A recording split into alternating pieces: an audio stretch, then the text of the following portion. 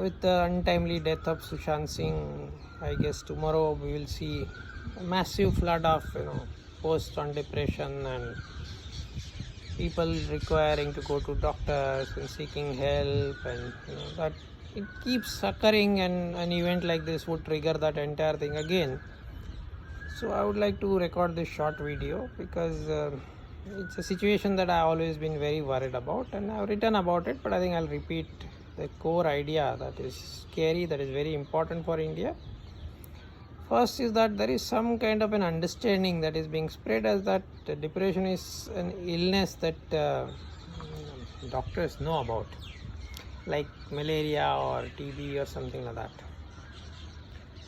The truth is that what is typically looked at as threatening, life-threatening depression, not the normal blues, the major depression, the clinical depression, is a absolutely mysterious beast even for doctors. Okay, now we are slowly understanding the complexity of all mood disorders and bipolar and anxiety and phobias, and the current understanding of that is actually not even in infancy. So we have very little idea about what this is. There are various models that are emerging. Now we are understanding some genetic connects, some epigenetic connects, some role that inflammation plays, some role that insulin plays in the way the brain functions are getting disturbed. But these disturbances could be on various verticals, and they can come together and cause different kind of problems. So the first part that people really need to understand is that we don't know what depression is clinically. We know the symptoms, we know all the things that happen to people, and there are some symptomatic cures that allopathy does offer, which kind of momentarily apparently restabilizes some of the systems that are getting disturbed because of the pathological brain pathology problems. But those things are also something there's no curative cure available at this point in time for practically anything. Let's forget depression, for anything. So allopathy is all about symptomatic cures, and that is fine. I have no grudge against it, but let's talk depression, and let people should go to meet doctors, and people should be very actively evaluating themselves. I have a little problem with it because there are some systemic issues that we have not really addressed fully. So fine, you feel that you have depression. Who will you go and meet? Who is that person? And Indian systems have no answer to it. Okay, we have. So if you really understand the mental health care, it has got three major stakeholders. One is a psychiatrist, one is a neurologist, neurophysician, and there is a beast called psychologist.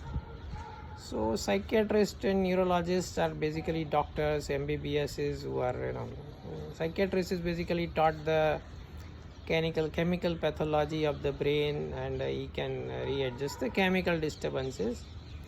Neurophysicians or neurologists are people who have the structural understanding of the brain, and they would be able to tell you if there is damage, there is a lesion, what is the kind of manifestation. So it's basically a physical view of the brain that is part of the core MBBS specialization, medical specialization that is there.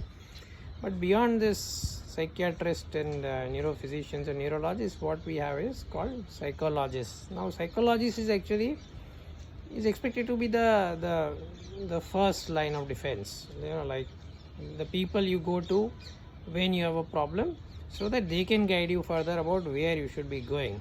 But the problem with India is that this psychologist stuff is not really legally defined properly. There is no structural positioning being done. The academic curriculums are not updated to really make them aware of what is happening around the world. So a psychologist you can meet could be a kind of a BA with some kind of basic understanding, or can basically pronounce words like anxiety and phobia and tell you some kind of complicated stories. But psychological counseling, that is maybe very critical, is not really well organized in India. So anybody, your old aunt is also a psychologist, and a tarot card reader is also a psychologist, and Ayurvedic Vaid also becomes psychologist because he has a doctor degree attached to it.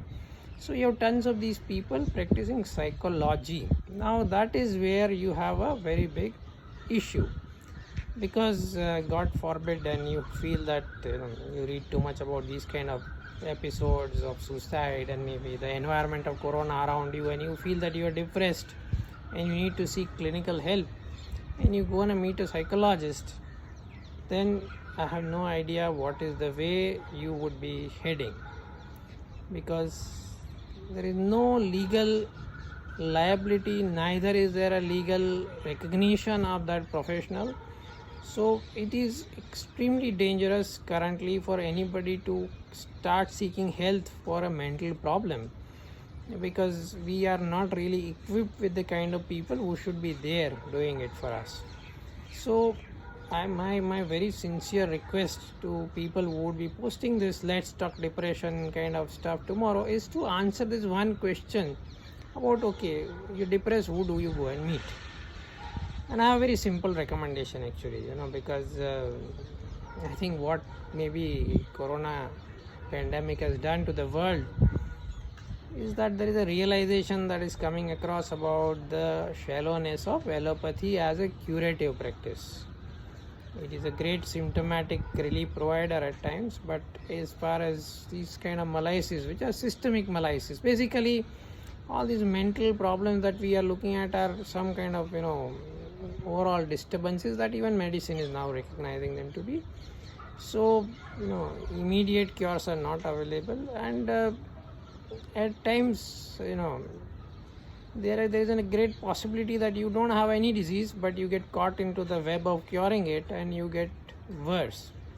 So what I would recommend is maybe completely contrary to what is going to be recommended tomorrow, is that if there is anybody you feel is depressed, don't tell him that he is depressed, and don't ask him to go and see a doctor, because depression, psychological issues have another very horrible quality, that you can plant a seed and it can grow. So people can just start developing extremely elaborate symptoms of even depression by just being told repeatedly that they are depressed, or they look depressed. Oh, you don't look very good, and are you depressed? You should go and see somebody.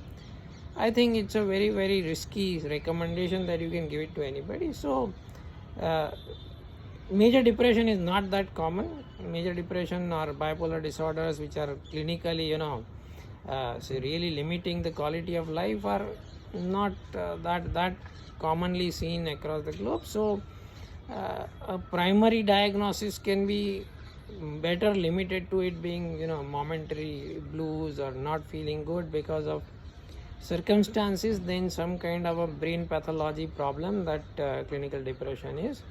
And if you can limit a person to pass that phase, then without giving him this fear or worry of being depressed, I think you would be serving a lot better.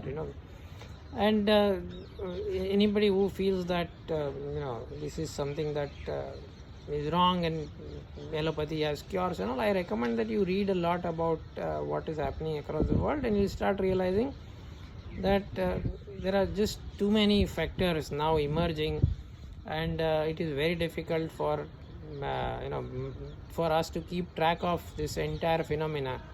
So you're better off without actually seeking medical help beyond up to a certain point.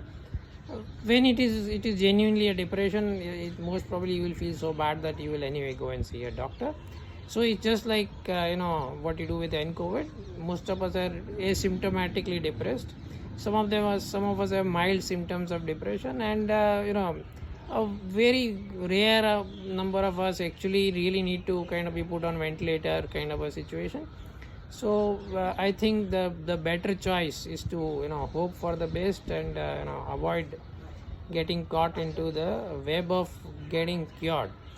And if you want some kind of some 2-3 pointers which are now maybe more conclusively emerging in the understanding of mood disorders and the brain pathology linked with it. The simplest thing people can do is to exercise more.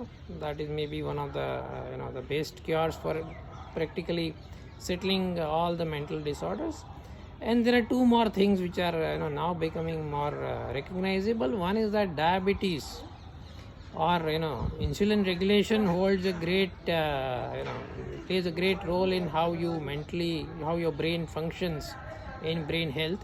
So that you can look, people should be constantly watching themselves for diabetic expressions. And maybe the last thing is that pollution is now recognized to be one of the players that is increasing the brain disorders. So maybe living life in better environment is another cue that can be followed. But otherwise this idea of people rushing to doctors just because they are feeling blues is extremely dangerous. Don't promote it.